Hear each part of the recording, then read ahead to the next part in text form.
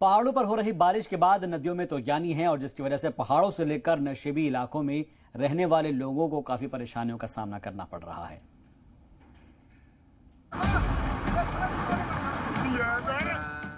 उत्तराखंड में बारिश के बाद लैंडस्लाइड थमने का नाम नहीं ले रहा है।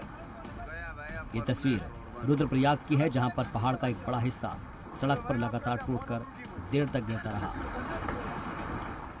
देखते ही देखते छेनागाड़ बक्सीर रोड पर इतना मलबा जमा हो गया कि वहां से पैदल गुजरना भी मुश्किल हो गया। वहीं हमीरपुर से होकर गुजरने वाली यमुना और बेतवा नदी में इतना उफान आया कि इसका पानी दूर दूर तक फैल गया, जिसे देखने के लिए बड़ी तादाद में लोग पहुंचे हैं। हालात ये है कि ये जगह पिकनिक स्पॉट की तरह बन गई है। वहीं पहाड़ों पर मुसलसल हो रही बारिश के सबब अमरोहा में भी गंगा का सतहाव बढ़ गया है।